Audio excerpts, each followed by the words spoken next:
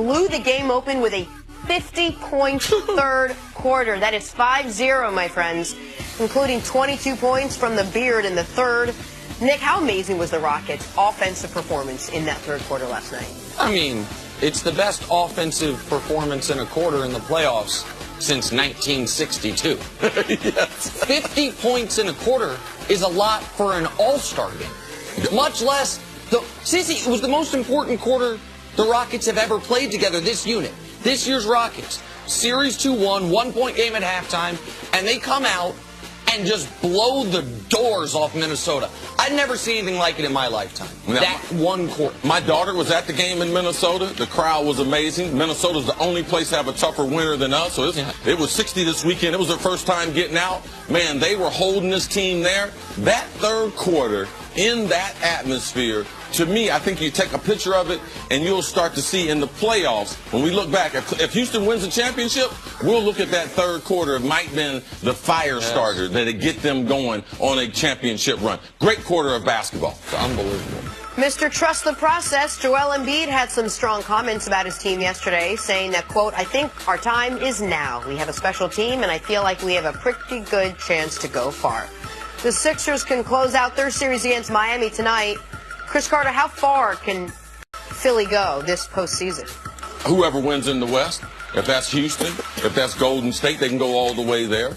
That's what I do believe. I believe they're the best and most complete team in the East. And Joel Embiid, what we saw these last two games, I believe is just a sample, because I believe he'll play a lot better. Won't have the turnovers, will shoot a better field goal percentage. So I do believe the time is right now for the Sixers. Listen, how far can they go? They could go to the NBA Finals. I mean, that is their ceiling right now. And once you're in the finals, I guess you could win a championship. Like, it would take some good fortune on both sides of it. I still, right now, gun to my head, I still think Cleveland's going to come out of the East. I hope they don't have a bullet in there. That's a good line.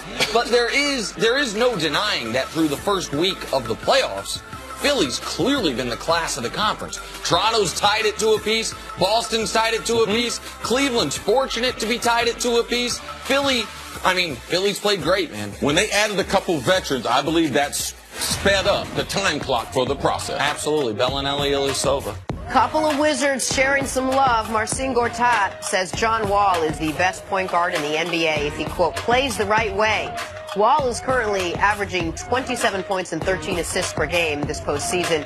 Nick, you agree with Gortat? No, but that's not a knock on Wall. The point guard position's just deeper than it's ever been in NBA history. Like, the Rockets have 2 point guards better than John Wall. That's not a knock on Wall. They just have it. Like, Steph Curry plays point guard. Damian Lillard plays point guard. Kyrie Irving plays point guard. Yeah, but listen to the quote, though. Because Russell Westbrook, if he plays the right way, he's the best point guard. So, like, when he plays the right way, what is interesting is the source of this quote.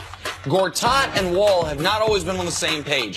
Gortat had some, we'll call them spicy quotes about the team when Wall was out. And Wall came out on the record and said, oh, that's interesting for a guy who gets spoon-fed all his points. For them now to be on the same page, they're feeling good about where they are. That's a good sign for Washington. Yeah, be careful, Washington. Washington plays great at home, but this turmoil seems to, they play great at home, but the turmoil seems to creep in when they go on the road. This is not a team, John Wall, they don't have the type of chemistry. This is not a comment that you want from your center. And a follow-up. When the team was trending up, he made a comment like this when John Wall was on the bench hurt. Yeah. Absolutely right. All right, moving on to one of the more ridiculous yet water cooler-esque topics of the morning, Kevin Durant and his fun with social media. Yesterday, Durant's Instagram account, quote, liked a comment, I don't know why I said quote, liked a comment saying Westbrook was the problem, they had a good team, in reference to the reason Durant left the Thunder. He later told reporters that was a, quote, accident. Right. Because this seems totally out of character for someone who admitted to having fake Twitter accounts this past year. Nick, what do you make of this? All right, listen, it's not the biggest deal in the world, but Kevin Durant, in my opinion, is not telling the truth here, because that is not how Instagram works.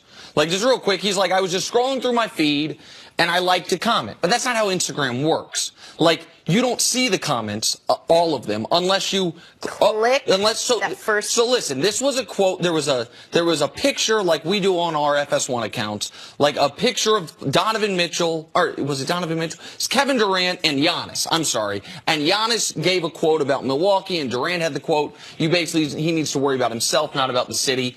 And it was a comment on that post that he liked. So what happened? Well, tell people, and the comment was. The comment was that guys started arguing with each other about KD leaving OKC. Right. One guy said subpar LMFAO. The problem was Westbrook. They had a good bleeping team. That's what was said. Listen, man, we know what happened here. Like KD, for some reason or another, is reading comments about people debating his decision, and I'm postulating this part of it. I mean, he forgot again what account he was in and clicked that little heart button. It's not the biggest deal in the world, but he's not telling the truth on what happened here. Now you mean, Nick, because sometimes I have a problem on social media. You've helped me out a lot because I got unusually large hands and unusually long thumbs. So you mean just accidentally my thumb couldn't hit something? When I'm on Twitter, that does happen. I have to go back. No, it's like 2 steps to get to it. You can't just do it by mistake. You have to go into the comments. If he had liked the post, so some of the stuff that I liked for you, when I accidentally hit it, and then I went and Thank you for clarifying that. We weren't. And so I mean, it's just it is not on Twitter. You could accidentally like a post, but he was within the comments of it. And I'm not going to go play pop psychologist, but it's a weird thing that, pardon me, KD is really interested in. All right, what are these other anonymous people on the internet saying about me, and what do I think of it, and to get deep into the comments of other people's arguments about you from afar. Listen, man, I'm not 1% as famous as Kevin Durant. I don't know what that scrutiny's like, but it seems like it would be it's exhausting for me to read comments people send to me.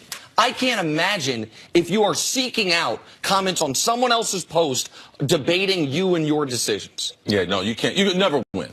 And given the bad look that he had this summer, like if I was him, I would clean up the social media part or limit how I participated.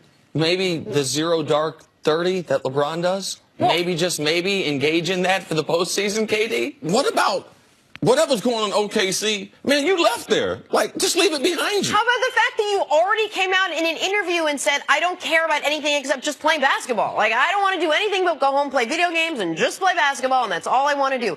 Except troll or read through other people's comments who commented on the first comment's original comment, and then scroll down 2 buttons and then like. But besides that, just the basketball. Jenna is an Instagram expert. I should have allowed you to explain how it worked. I apologize. You cut me off a little bit. I had a whole tutorial, like 3/4 of these pages are just about how By the way, if you're on IG, at Jenna Wolf, if you want to see some odd workouts that involve upside down push-ups and Jenna setting up the camera and normal people set up a camera in the corner, a ghost videographer. All right, now here's my 33rd burpee of the day, America.